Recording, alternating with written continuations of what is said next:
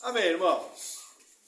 Espero que os irmãos estejam bem, estejam em paz. Vamos ao nosso texto base, segundo o livro do profeta Samuel, capítulo 17, diz assim: Disse mais Aitofel a Absalão: Deixa-me escolher 12.000 homens, e me levantarei e perseguirei a Davi essa noite.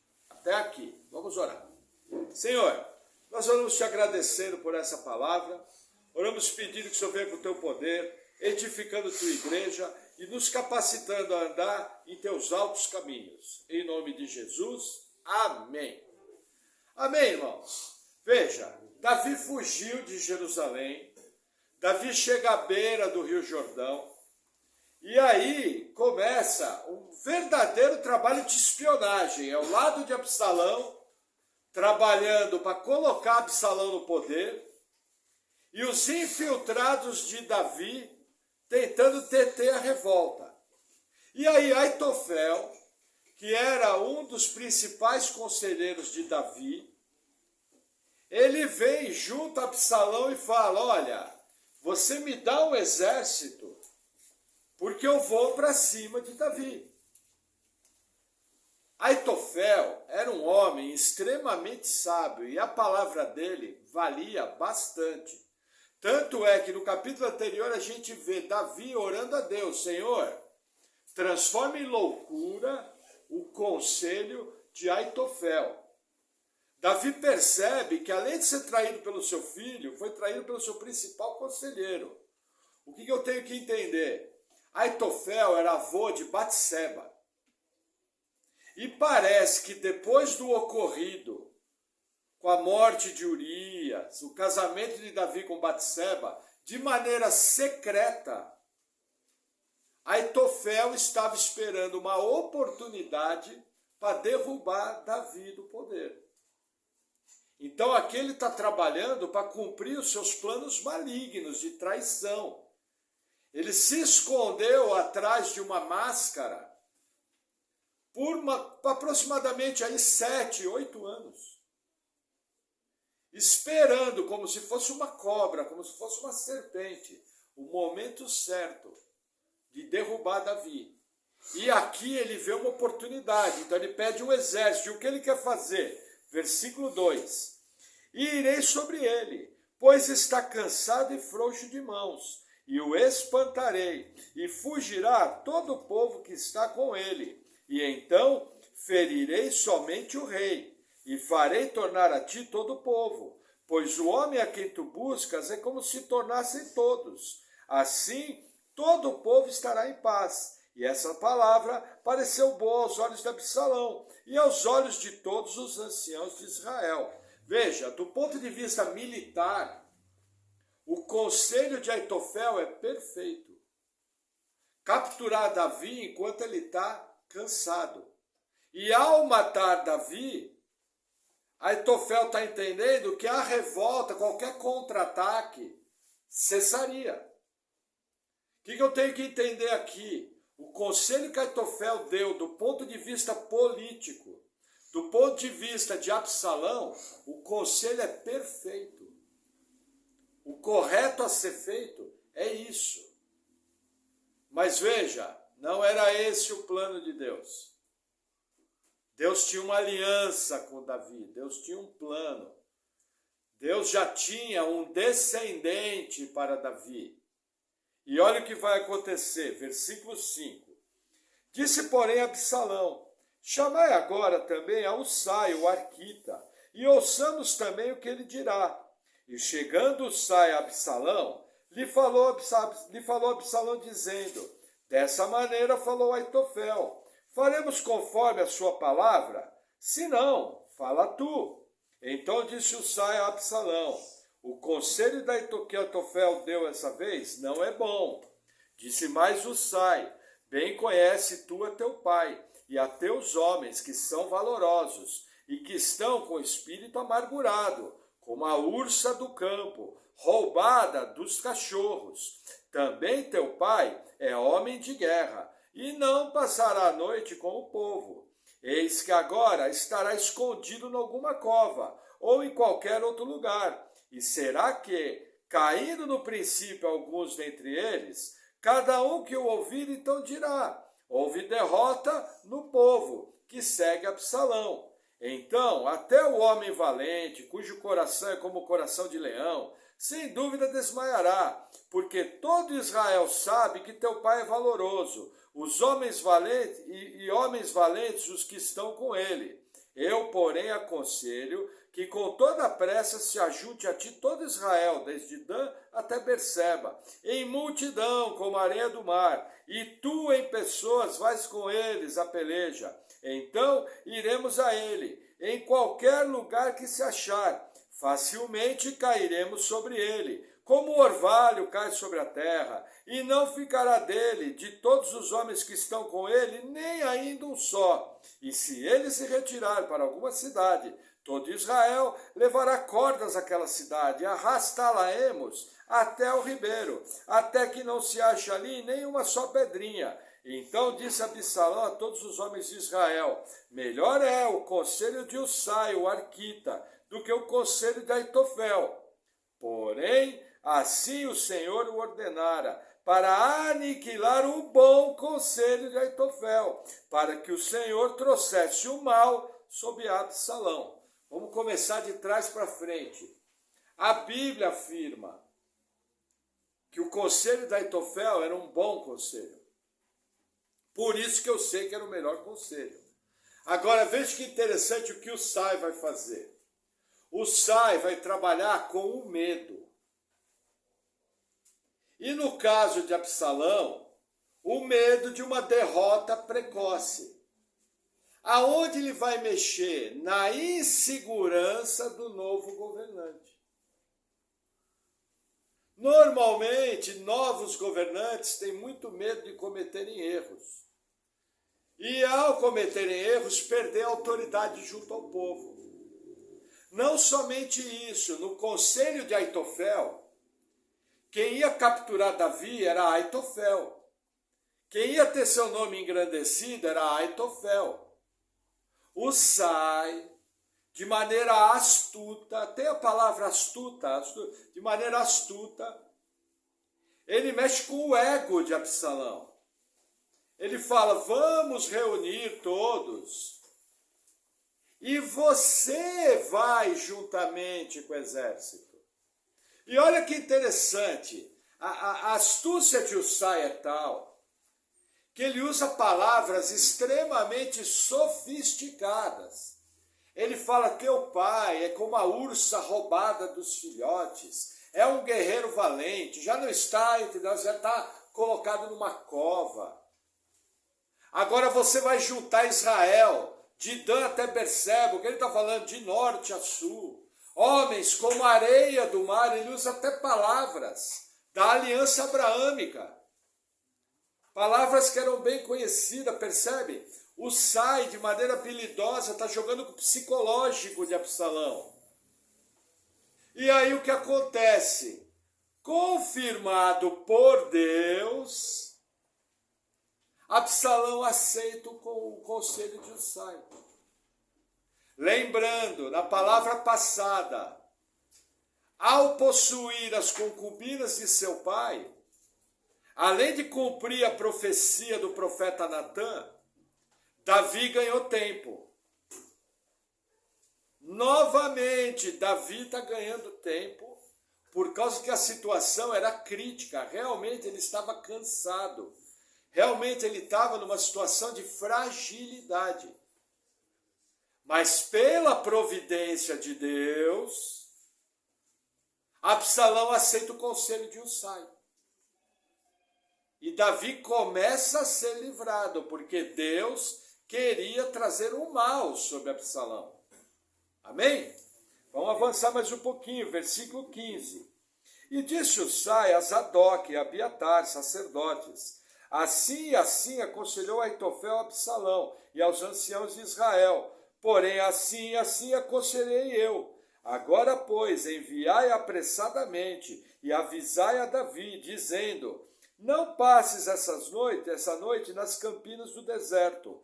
Logo, também passa ao outro lado, para que o rei e todo o povo que com ele está não seja devorado. Então, pois, Jonatas e Aimás, junto à fonte de Rogel, e foi uma criada, e lhe disse. E eles foram e o disseram ao rei Davi, porque não podiam serviços entrar na cidade.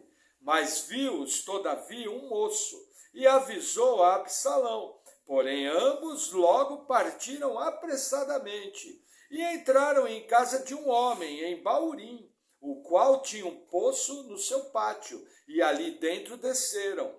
E tomou a mulher a tampa, e a estendeu sobre a boca do poço, e espalhou grão descascado sobre ela. Assim nada se soube. Chegando, pois, os servos de Absalão à mulher, àquela casa disseram: onde estão Aimás e Jonatas? E a mulher lhes disse: já passaram o val das águas. E havendo-os buscado e não os achando, voltaram para Jerusalém. Sucedeu que, depois que se retiraram, Aimás e Jonatas saíram do poço e foram e anunciaram a Davi e disseram a Davi: levantai-vos e passai depressa as águas, porque assim aconselhou contra vós Aitofel. Então Davi e todo o povo que com ele estava se levantou e passaram o Jordão, e já pela luz da manhã nem ainda faltava um só que não tivesse passado o Jordão. O que acontece num trabalho de inteligência, de contra-espionagem? O Sai procura os dois sacerdotes, Abiatar e Zadok, e conta do que estava acontecendo no governo. Os dois sacerdotes não podiam sair da cidade. Porém, os seus filhos, Aimás e Jonatas, já estavam fora da cidade. E é mandado uma criada para dar o recado para eles. Porém, um moço viu toda a situação e contou para Absalão. Absalão imediatamente mandou uma tropa atrás. Só que eles chegam na casa de um homem, num vilarejo chamado Baurim, onde havia um poço. Eles entram dentro desse poço, o poço é tampado e coberto com grãos. E lá eles se escondem. Veja que interessante. A narrativa aqui vai lembrar muito a tomada de Jericó. Os dois espias chegam na casa da prostituta Raabe, e quando eles são vistos e vão atrás deles, eles se escondem. As narrativas são muito parecidas. Lembra, o escritor de Samuel está escrevendo para um povo que está no exílio da Babilônia. Esse povo vai voltar ainda para Jerusalém. Essa história aqui foi escrita no futuro, aproximadamente 400 anos depois. Entendeu? O que o escritor está querendo mostrar? Da mesma maneira que Deus livrou os espias, no caso de Raabe e de Josué, Deus está livrando os espias no caso de Davi. São paralelos bíblicos. Para quê? Para mexer com a fé do povo. Veja que interessante, até hoje, onde esses textos são lidos, eles mexem com a nossa fé. Esse é o intuito do escrito bíblico. Nos alimentar espiritualmente. Agora, veja que interessante, voltando ao fato. Pessoas correram risco de vida para enviar mensagem. Pessoas correram risco de vida para esconder os emissários. E Davi, assim fica sabendo, atravessa o Jordão rapidamente. Por quê? Eu tenho que compreender que os pontos de travessia do Jordão eram poucos, porque havia a profundidade do rio. Seria muito fácil Davi ser capturado em qualquer um desses pontos. Assim que Davi percebe sua debilidade, ele encontra forças juntamente com o seu exército e atravessa o Jordão. Ao atravessar o Jordão, ele tecnicamente entra numa zona segura. E dessa maneira, ele é livrado do que iria acontecer caso Aitofel fosse mandado com o exército. O que a gente percebe em Davi? Novamente, prontidão. Não ficou bobeando para agir. Viu a situação, viu o que era correto e agiu. E livrou todo o povo. Amém? Vamos seguir, explicar um ponto importante. Nós vamos ver na narrativa que Aimás e Jonatas não voltam mais para Jerusalém. Eles ficam junto com o exército de Davi. Porque se eles voltassem, seriam mortos. Na hora. Sem julgamento. Passava fio de espada, acabou. Mas vamos seguir, versículo 23. Vendo, pois, Aitofel, que se não tinha seguido o seu conselho, albardou o jumento, e levantou-se, e foi para sua casa, e para sua cidade, e deu ordem à sua casa, e se enforcou e morreu, e foi sepultado na sepultura do seu pai. Vou fazer uma pausa aqui. Veja, esse versículo é super importante. Por quê? Infelizmente, ele é muito mal ensinado nas igrejas hoje. O que o pessoal ensina? Olha, Aitofel ficou bravo porque o seu conselho não foi aceito. E aí tomou as dores, foi para casa e se matou, porque não foi ouvido. Entendam, não é nada disso. Aitofel era um estadista. Aitofel era um alto ministro. Aitofel não ficou desesperado. Ao contrário, a narrativa mostra que ele arrumou o jumento calmamente, viajou para sua terra, organizou todas as coisas, organizou a casa, botou tudo em ordem e se enforcou. E ele se enforcou por quê?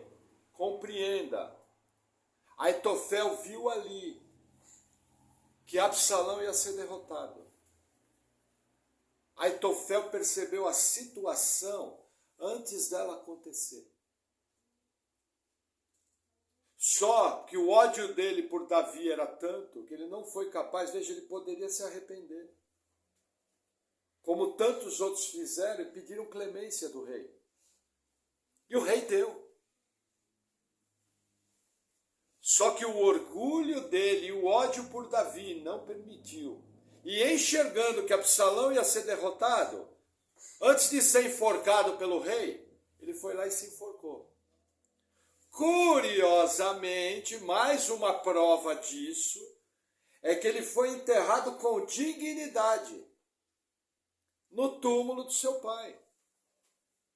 O que o escritor bíblico está querendo mostrar aqui é o seguinte: existem homens que enxergam lá na frente. Infelizmente, a nossa geração não consegue enxergar 2 dedos à frente. É algo que nós precisamos aprender. Essa sagacidade. Novamente, esse versículo vai ficar gasto na minha Bíblia. Sede simples como as pombas e prudentes como as serpentes. Você tem o Espírito Santo. O Espírito Santo é nosso capacitador. Através do poder do Espírito Santo, você precisa fluir nessa unção e enxergar à frente, que vai poupar muita coisa errada. No caso de Aitofel aqui, ele enxergou à frente, mas infelizmente não se arrependeu. Nós vamos ver nas próximas narrativas, se ele tivesse se arrependido, Davi tinha perdoado. Porque Davi era um rei conciliador, Davi era um rei perdoador. Já tinha vários exemplos. Veja, Aitofel viu Davi perdoar a Abner, general de Saul. Aitofel também ficou sabendo o que Davi fez com Saul nas 2 oportunidades que Davi teve de matar. Aitofel também presenciou o que Davi fez com os seus filhos. Então Davi já tinha dado mostra que ele era um rei clemente. um rei que perdoava, mas Aitofel não queria saber de perdão. Aitofel queria saber de matar Davi. E quando ele viu que o seu conselho não foi acatado, ele já viu a derrota. E realmente aconteceu. Amém? É muito importante isso aqui, porque veja, até hoje, 100% das pregações que eu ouvi sobre esse texto, falavam que ele ficou dodói, fez biquinho e se matou. Mas curioso, fez tudo com calma, com tranquilidade, ele era um estadista. Amém? Vamos seguir, versículo 24. E Davi foi a Mahanaim, e Absalão passou o Jordão, ele e todo homem de Israel com ele. E Absalão constituiu a Amasa em lugar de Joabe sobre o arraial. E era Amasa, filho de um homem cujo nome era Itra, o israelita, o qual possuíra Abigail, filha de Naás, irmã de Zeruia, mãe de Joabe. Israel, pois, e Absalão acamparam na terra de Gileade. Até aqui, o que acontece? Morreu Aitofel, Absalão toma o controle. Aí ele nomeia um primo seu como general. A família de Davi, curiosamente, é uma família que vai trazer vários militares.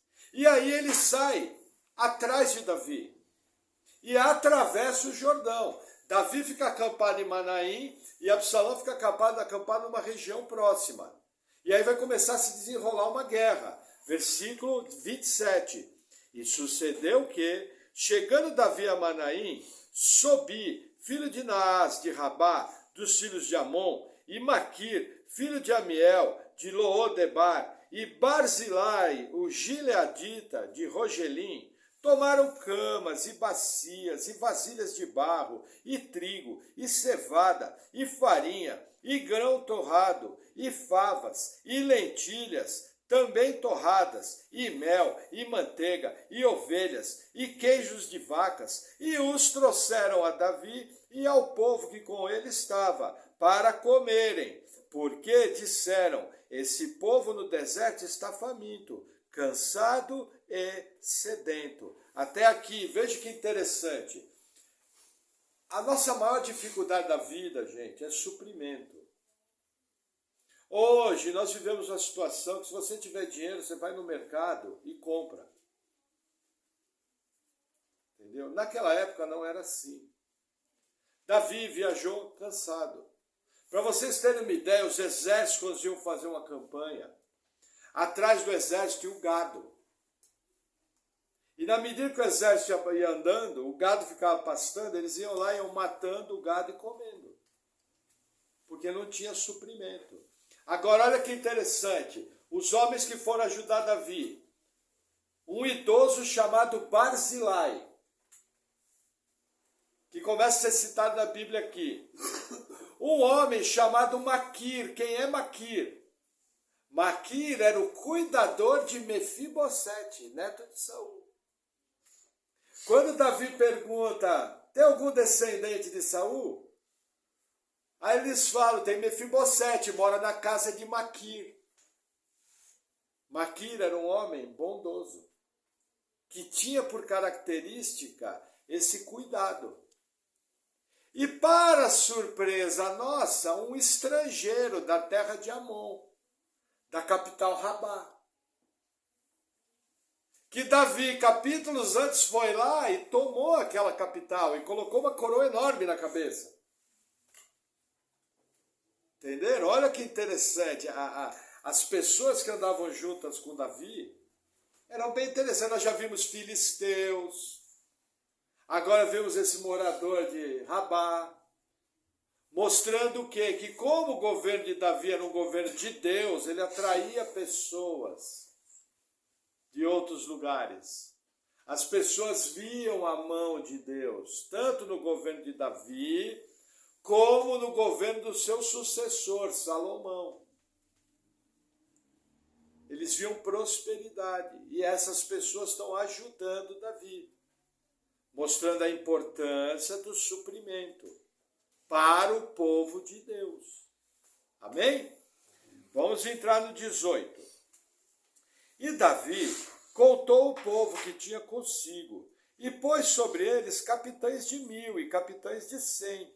E Davi enviou o povo, um terço sob mando de Joabe, e outro terço sob o mando de Absai, filho de Zeruia, irmão de Joabe, e outro terço sob o mando de Itaí, o Quiteu.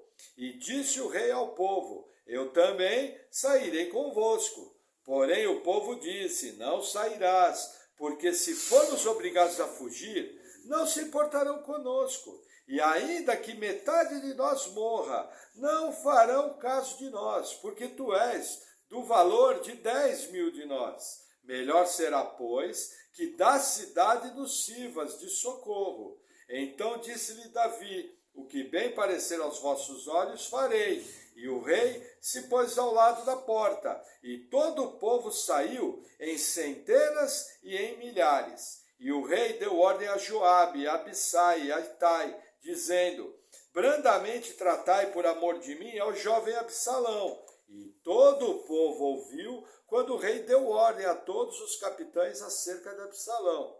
Saiu, pois, o povo ao campo, a encontrar-se com Israel, e deu-se a batalha no bosque de Efraim. E ali foi ferido o povo de Israel, diante dos servos de Davi. E naquele mesmo dia houve ali uma grande derrota de 20.000, porque ali se derramou a batalha sobre a face de toda aquela terra. E foram mais os do povo que o bosque consumiu do que os que a espada consumiu naquele dia. Até aqui. Vamos fazer uma pausa. O que Davi faz? Divide o exército em 3, estratégia. Isso me parece que era uma estratégia comum na estratégia militar de Israel. A gente vê isso sendo repetido. Mas, curiosamente, ele coloca um filisteu, Itai, o Quiteu. Lembrando os irmãos, quem nasceu em Gate? O gigante Golias. Quem morou em Gate quando fugia de Saul? Davi. Foram amizades que ele adquiriu lá. Amizades verdadeiras, amizades fiéis. E Itai vem em ajuda de Davi, formando o terceiro grupo. Só que, curiosamente, acontece um fato.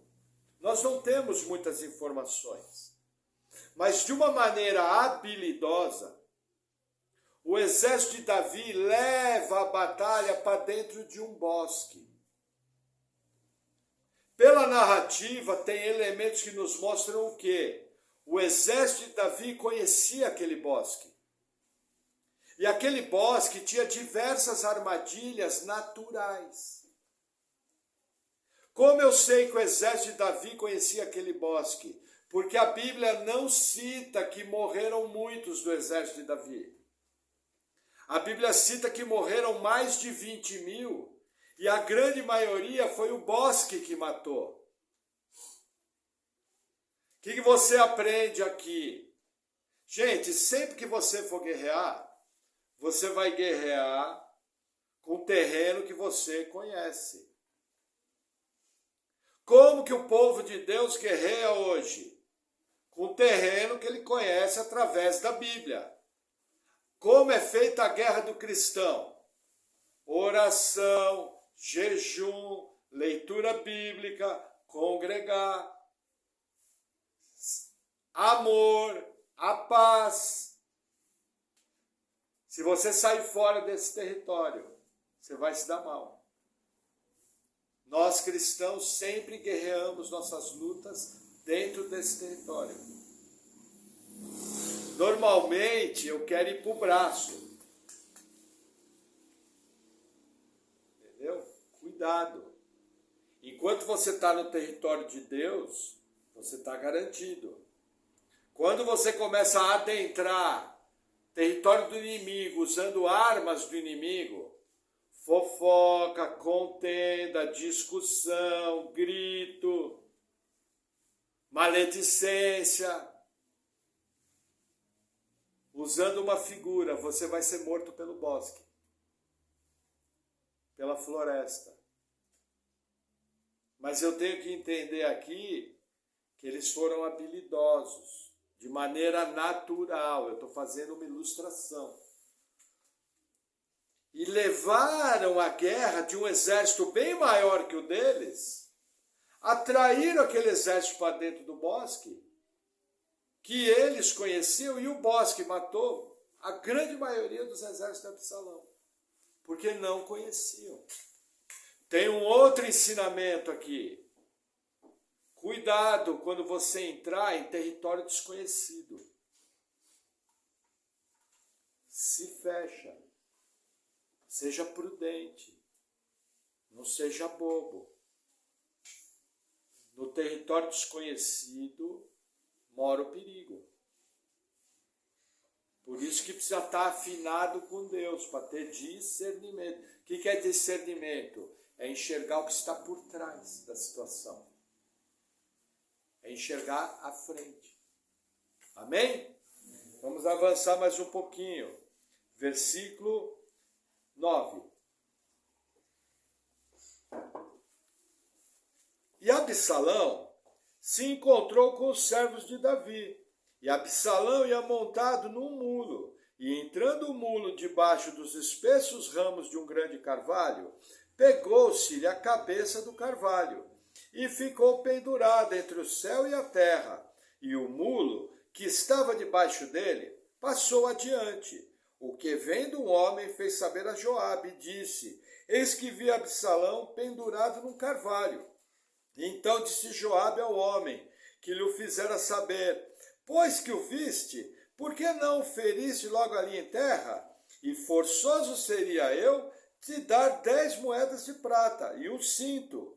Disse, porém, aquele homem a Joabe: ainda que eu pudesse pesar nas minhas mãos 1000 moedas de prata, não estenderia minha mão contra o filho do rei, pois bem ouvimos que o rei te deu ordem a ti, a Abissai e a Itaí, dizendo: guardai-vos cada um de vós de tocar no jovem Absalão, ainda que cometesse mentira a risco da minha vida, nem por isso coisa nenhuma se esconderia ao rei, e tu mesmo te oporias. Então disse Joabe: não me demorarei assim contigo. E tomou 3 dardos em sua mão, e transpassou com eles o coração de Absalão, estando ele ainda vivo, no meio do carvalho. E o cercaram 10 moços que levaram as armas de Joabe, e feriram Absalão, e o mataram. Então tocou Joabe a trombeta, e voltou o povo de perseguir a Israel, porque Joabe deteve o povo.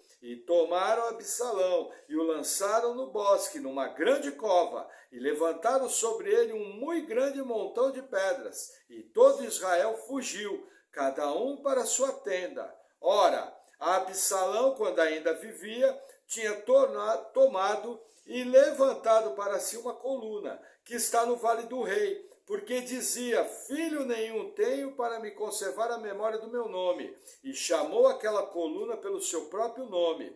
Por isso, até o dia de hoje se chama o Pilar de Absalão. Até aqui. Entendam. Veja, Absalão vinha cavalgando um mulo, que não é um animal de muita velocidade, mas era um animal da nobreza. Só que quando ele entra na floresta, ele fica preso no carvalho. Mas eu tenho que aqui raciocinar a maneira que ele ficou preso. Se ele ficasse, lembra que o cabelo dele pesava, quando ele cortava, mais de 2 quilos? Se ele tivesse apenas sido preso pelo cabelo, seria fácil, ele pegava a espada, puxava e cortava. Só que ele ficou preso de uma maneira em que não havia saída. E pela narrativa bíblica ele ficou muito tempo preso, até que um moço viu ele preso. Esse moço não quis estender a mão e foi falar com Joabe. Joabe falou: por que você não matou ele na hora? Perdeu a chance. Eu seria obrigado a te dar 10 moedas de prata e um cinto. Que cinto era esse? Um cinto de guerreiro. Provavelmente o moço que viu era um capataz. Joabe ia dar para ele o cinto de guerreiro, ele ia ser promovido. Aí ele falou: eu não, ainda se eu pesasse 1000 moedas de prata, eu não tocaria no filho do rei, porque eu vi quando o rei falou para vocês: tratem bem Absalão. Só que, gente, lembra que Davi falou que esses 3 filhos de Zeruia eram mais duros do que ele? Joabe tinha uma característica, Joabe era fiel ao rei. Joabe nunca foi contra o rei. Joabe esteve ao lado do rei em todas as crises que o rei passou. Só que Joabe tinha iniciativa própria. E quando ele via uma ameaça para o reino, Joabe resolvia arrancando com raiz e tudo. Joabe já tinha feito isso com Abner. Joabe já tinha feito isso com Urias. Eu tenho que entender que Joabe não sabia o que tinha acontecido. Quando chegou a carta, ó, bota Urias no pior lugar, Joabe atendeu. Vai saber o que Urias fez? Talvez é um espião. Ele não sabia que Davi tinha se deitado com Batseba. Se você lembrar, quem trouxe Absalão de volta foi Joabe. Por quê? Porque o herdeiro do trono era Absalão.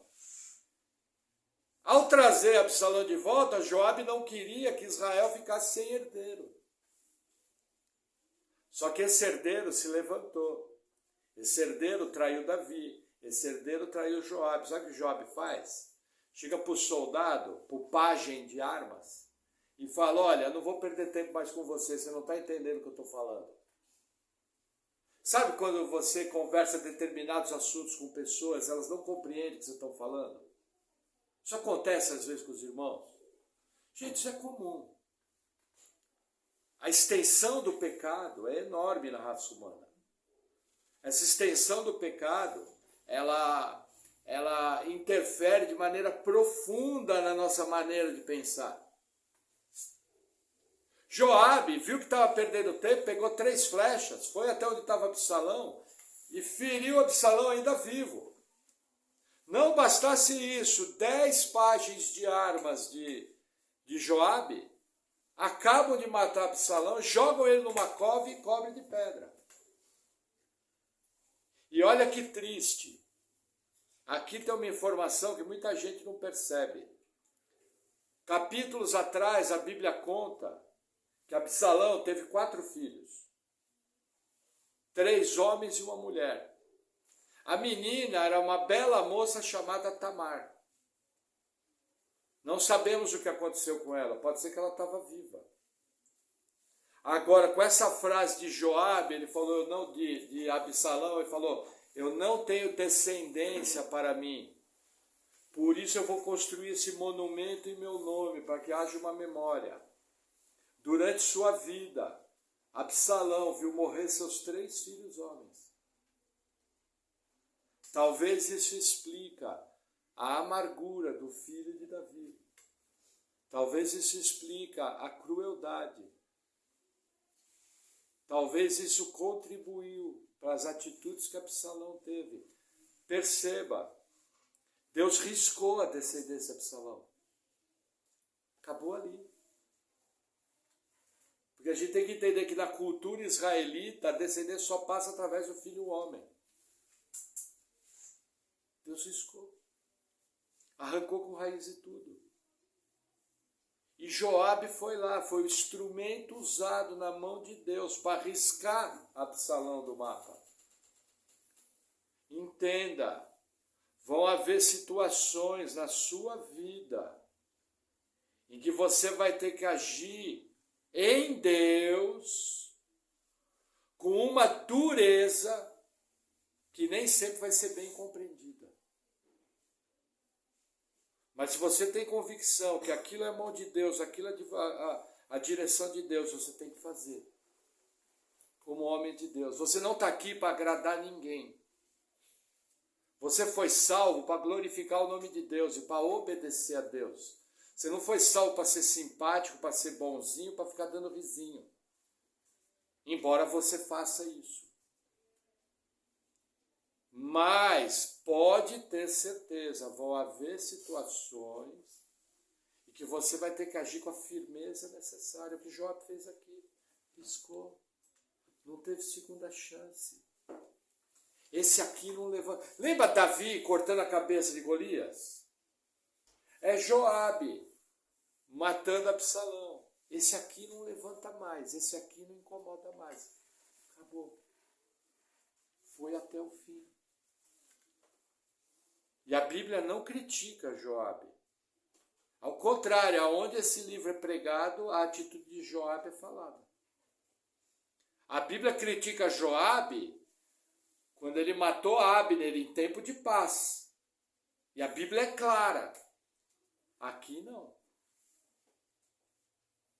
Por que eu estou falando isso? Gente, às vezes a pessoa vira crente, veja, nós temos que amar, nós temos que ser piedoso, temos que ser bondosos, mas não tem que ser bobo. Não tem que ser o bobão.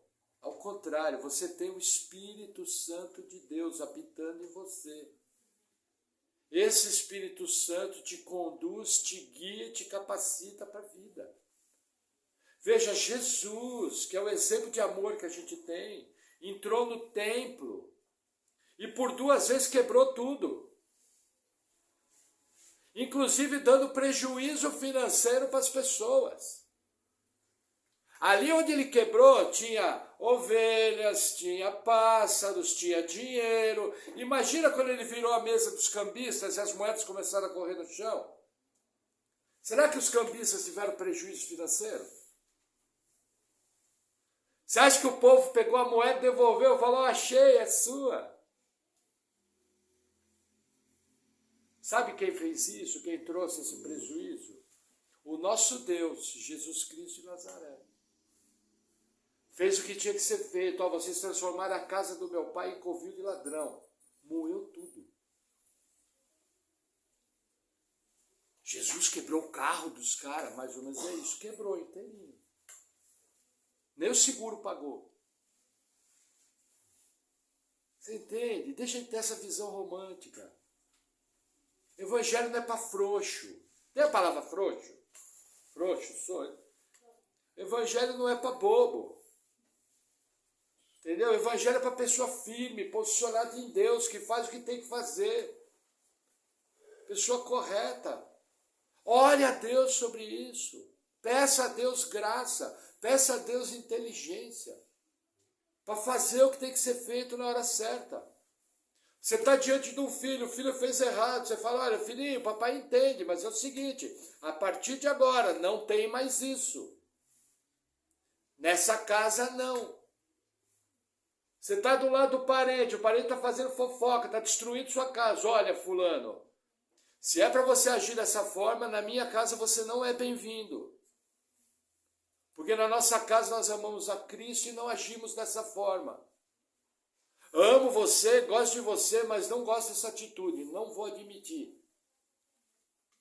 Ai, mas ele vai ficar triste, é melhor ficar triste que destruir sua família. Entendeu? O maior exemplo de amor que nós temos na Bíblia sempre foi extremamente firme. Quando Pôncio Pilatos olhou nos olhos de Jesus e falou, você não vai falar nada?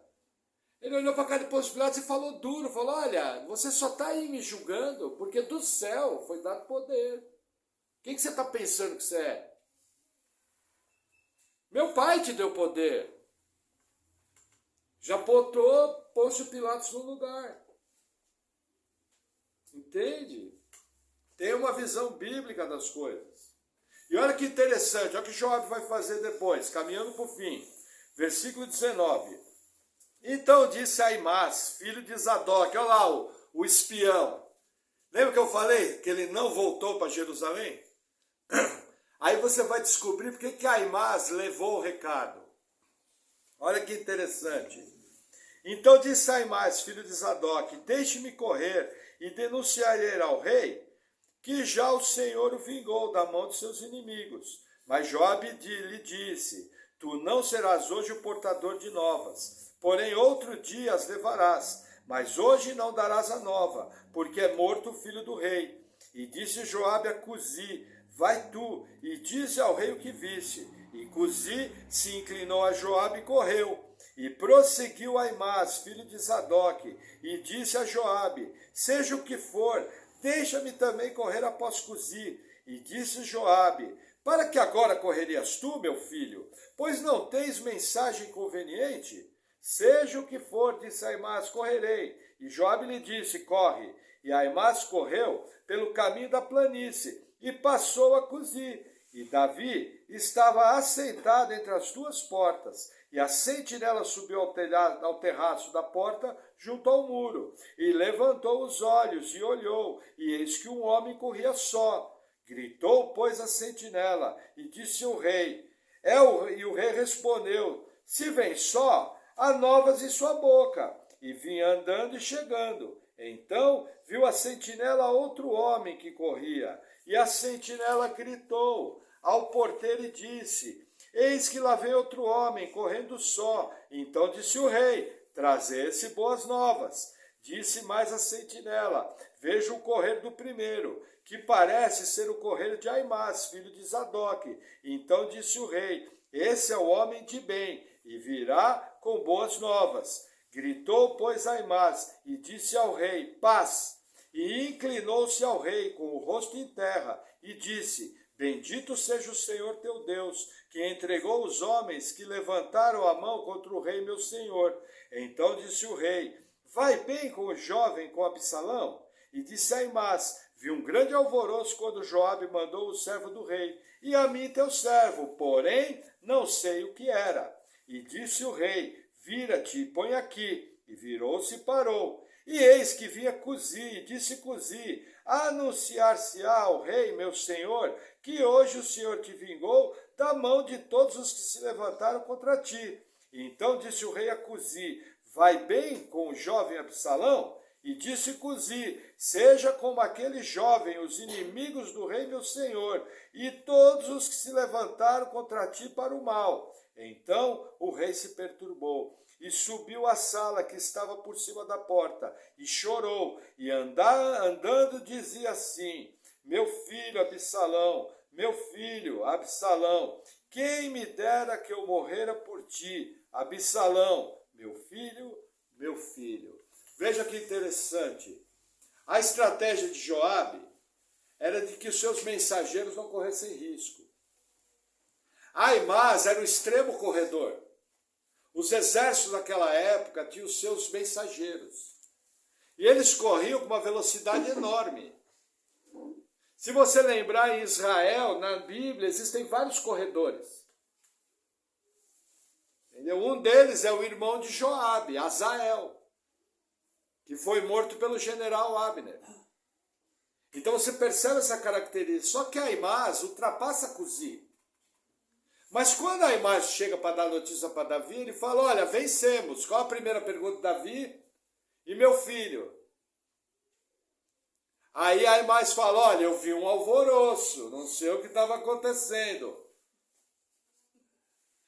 Tem aquela piada, né? Que o gato da mulher subiu no telhado e morreu. Aí a gente brinca, não, você tem que fazer assim, olha, subiu no telhado, escorregou, caiu, foi para o hospital, ficou ruim e morreu. É o que ele está fazendo aqui. Mas olha que interessante. A ansiedade de Davi por notícias boas de seu filho cegaram ele. Eu lembro de uma história, infelizmente é uma história triste. Um irmão, certa vez, recebeu a notícia, teu filho foi atropelado. E aquele irmão, de maneira desesperada, abriu a Bíblia. Sabe aquela mania de jogar sorte na Bíblia? Não faça isso, isso não é bíblico. Jamais jogue sorte na Escritura abrindo a esmo. A Bíblia não é cartomante. E essa história é uma das provas disso. Quando aquele irmão abriu a Bíblia, veio a seguinte passagem, essa enfermidade não é para a morte. Aquele irmão se tranquilizou, falou, Deus pensou, Deus deu livramento. Quando aquele irmão chegou no hospital, viu que seu filho tinha morrido, infelizmente. É uma tragédia para todo mundo. Só que muitas vezes, como Davi, a gente não quer ver a realidade. Muitas vezes a gente quer se esconder de notícias duras. O que eu tenho que compreender aqui? E indo para algumas aplicações da palavra. Veja. Gente, não tem como. Na vida cristã, você vai passar por momentos difíceis. E não vão ser poucos. É normal eu não querer passar por momentos difíceis. O que não é normal é o fugir deles quando eles acontecem. Porque quem dá força, quem nos consola quando notícias ruins chegam, é somente o poder do Espírito Santo. Homens e homens e homens e homens na história da igreja. Alguns foram mortos, alguns foram presos, outros perderam suas famílias, outros perderam entes queridos. E a força deles sempre foi no Senhor. Hoje nós vivemos uma igreja extremamente cômoda. Quando se olha a história dos heróis da fé, coisa mais comum eles perdendo famílias. Gente que morreu no campo missionário. Gente que morreu nas cadeias dos reis. Gente que morreu decapitada. Se nós fôssemos comparar o Brasil de hoje com a história da igreja, nós não passamos nada.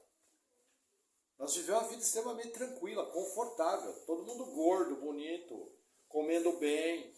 Pega a sua Bíblia, anda na rua. Tranquilo, liga na rádio evangélica. E ainda fica fazendo conta se vai vir para o culto, na quarta-feira ou no domingo. Fica olhando na agenda e vai falando, nossa, deixa eu ver se eu não tenho nada mais importante para fazer do que ir para o culto. Ah, pastor, quem faz isso? Você. Quando você, de uma maneira que você não é obrigado, você deixa de vir cultuar. Sabe o que você está falando para o Senhor? Você está dizendo que você teve algo mais importante do que cultuar a Deus, do que para a igreja glorificar o seu Salvador. E na nossa geração nós arrumamos 1000 desculpas para não fazer a obra de Deus. Eu tenho disposição para tudo.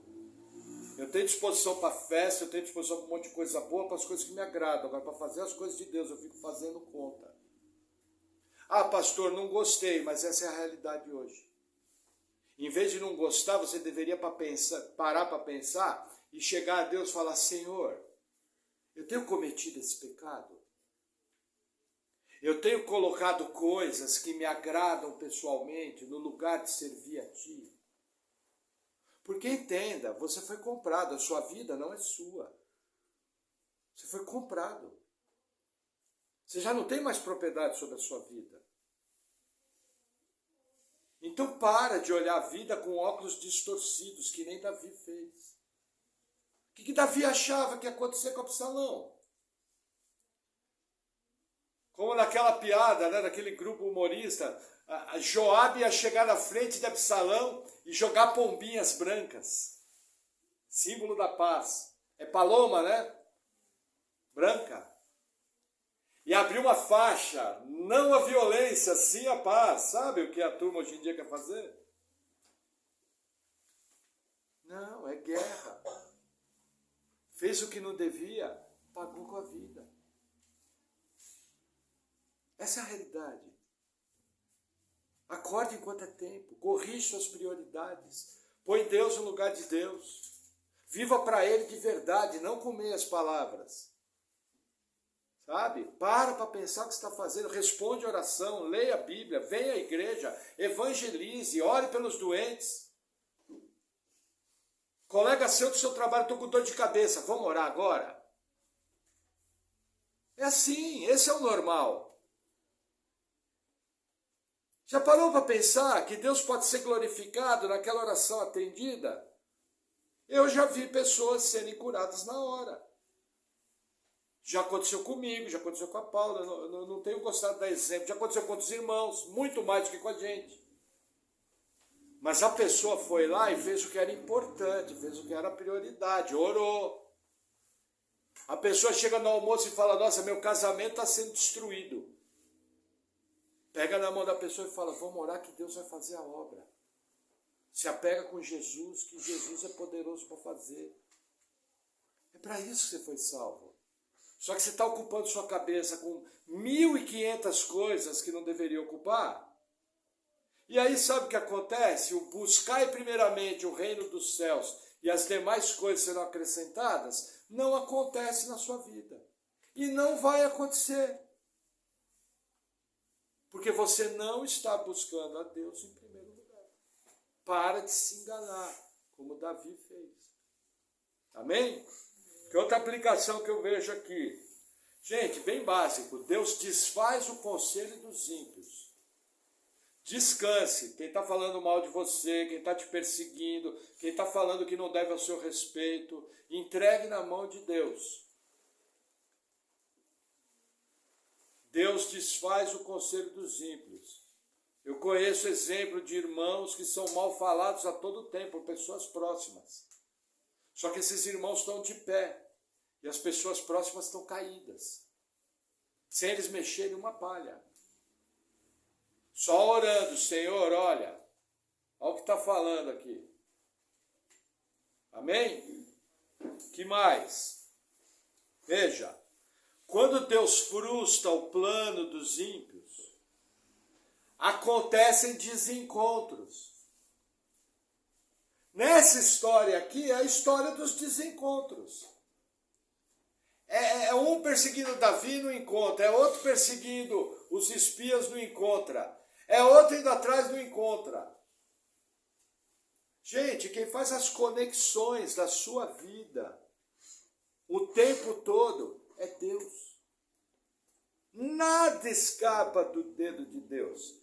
Pense em alguma pessoa que você viu nos últimos dias, que não estava acostumado a ver. Tenta pensar rapidamente. Foi Deus que provocou esse encontro. Porque Ele é soberano. E Ele controla todas as coisas. Tudo. Como Ele faz, eu não sei. Porque são 8 bilhões de pessoas. Com capacidade de escolha. E tendo certa liberdade nessa escolha. E Ele faz. Então não se preocupe, meu irmão. Quando armarem para você, deixa na mão de Deus. Ele garante o desencontro.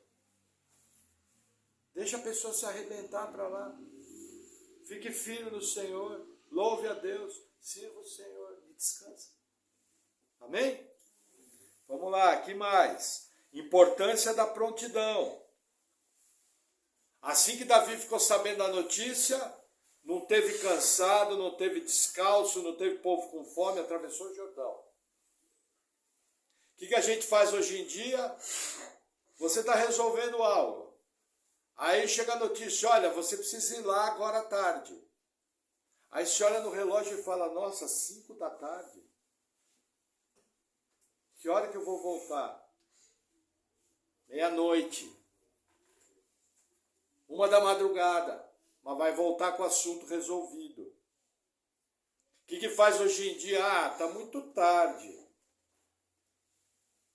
Aí perde a porta aberta. Perde o tempo. Gente, tem que insistir, tem que batalhar, tem que correr atrás. Tem que arregaçar as mangas e correr atrás. Entendeu? Para tudo. Isso é para tirar um documento, isso é para resolver o problema de um filho, isso é para resolver o problema do teu trabalho. Prontidão.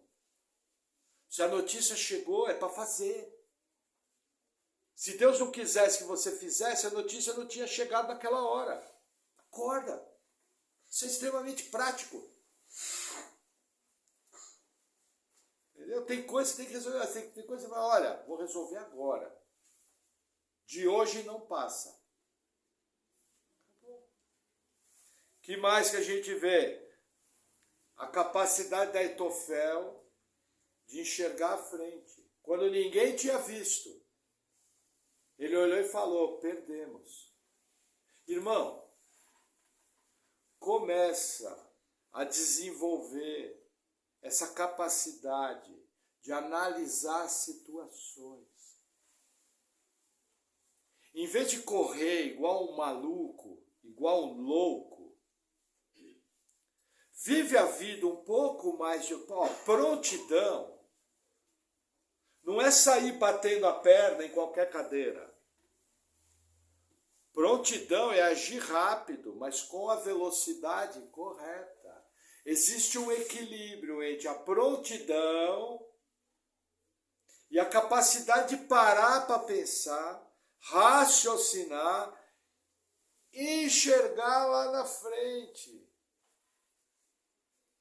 Nós somos levados pela mídia, nós somos levados por essa cultura que não quer o bem do povo. Lembra, a mídia não é sua amiga. Você é levado a viver sua vida a trancos e barrancos e não pensar. E ser engolido pelo sistema. Como cristão, você não foi chamado para servir a Deus, para ser engolido pelo sistema. Você foi chamado para dominar. Você foi chamado para reinar na sua vida. Para isso você foi chamado. Deus te deu essa capacidade. Está em você. O problema é que você está querendo andar igual grilo. Sabe? E você é alguém capacitado por Deus a viver essa vida. Que mais também que eu aprendo? Quando o Sai foi desfazer o conselho de Aitofel, ele usou a maior ferramenta de controle que existe hoje e que sempre existiu na história, o medo. Nós estamos vivendo uma época em que o medo foi usado como nunca para trazer mentiras à sua mente e manipular a sua vida e manipular todo um sistema, manipular toda uma sociedade. E por que que isso aconteceu? Porque as pessoas abriram mão de pensar. Pessoas com medo não pensam. E a minha Bíblia está escrito o seguinte: Deus não nos deu espírito de medo, mas de ousadia, para com intrepidez fazer conhecido o mistério do Evangelho. Deus não deu espírito de medo. Você é um embaixador de Cristo. Você vive nesse mundo, mas você não é desse mundo. Cuidado com aquilo que você põe os olhos. Veja, de um lado eu tenho uma mídia, veja, eu tenho que entender o seguinte. Hoje em dia se fala muito de teoria da conspiração. Eu vou ser mais profundo. Começa a pensar que existe uma mente por trás do sistema. Ah, pastor, base bíblica. João fala, o mundo jaz no maligno. Existe uma mente. O espírito do anticristo já opera. Isso há 2000 anos atrás. Imagina hoje. Então eu tenho que entender que eu estou num mundo maligno. Essas pessoas não querem seu bem. Aí eu tenho isso de um lado. Desse lado eu tenho a mídia, eu tenho as artes, eu tenho o cinema, eu tenho um monte de coisa. Do outro lado, a alternativa que eu tenho são as mídias sociais, o YouTube, o Telegram, o WhatsApp. Só que tem um monte de gente também falando besteira. Agora vai acontecer, o quê? Nada. Agora vai cair, só se for cair e dar risada. Gente, cuidado. Primeiro, coloque expectativa em Deus. Segundo, não acredite em qualquer conversa mole, qualquer papo furado assim, qualquer, como é que é a palavra?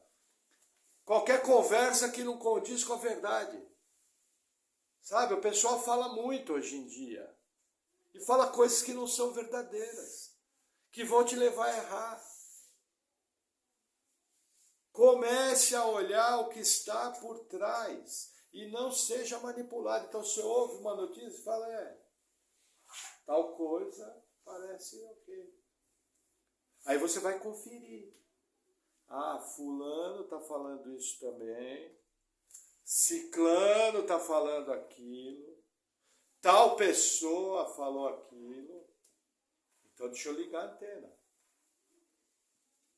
Entendeu?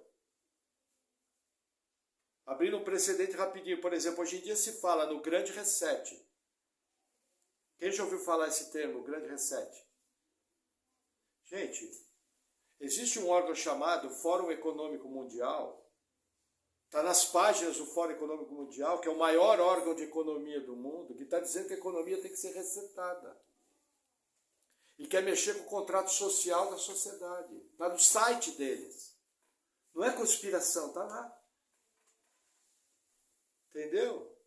E as pessoas, em vez de estar se posicionando em relação a isso, se preparando, cuidando, vendo como sair, se preparando melhor no seu trabalho, indo contra pessoas malignas, as pessoas sequer sabem. Vão ser colocadas numa armadilha e vão ser prejudicados. Sabe por quê? Porque não perde tempo a orar e pensar. Deus nos deu discernimento, Deus nos deu capacitação. Os irmãos que vieram da Venezuela, hoje vocês estão mais maduros. Olha, 10 anos atrás, 13 anos atrás, 15 anos atrás, e tenta lembrar, houve algo que você bateu os olhos e você sabia que aquilo não estava correto. E num lampejo, num piscar de olhos, você percebeu, só que você não deu ouvidos à sua consciência. Gente, bem-vindo ao mundo. O mundo funciona assim. O mundo jaz no maligno. Quem pode mais, chora menos. Deus nos deu o Espírito Santo, Deus nos deu lucidez e Ele espera que você use essa unção que está sobre sua vida para fazer aquilo que é correto, para fazer aquilo que tem que ser feito, sem ser controlado por ninguém, apenas por Jesus Cristo, que é aquele que nos comprou. Você não precisa ser controlado por ninguém, mas para isso você precisa pensar. Para isso você precisa ser inteligente, para isso você precisa orar e ter comunhão com o Espírito da graça. Não confie em homens, não confie em políticos, não confie em ninguém, confie em Deus. É nele que você tem a segurança. Embora nós façamos todas essas coisas no nosso dia a dia. Amém? Vamos orar? Senhor, eu oro te agradecendo, eu oro colocando a nossa vida diante de ti e oro pedindo, Senhor, que o Senhor nos dê sabedoria, discernimento e nos mostre como agir em todas as situações. No nome de Jesus, amém. Amém, irmãos.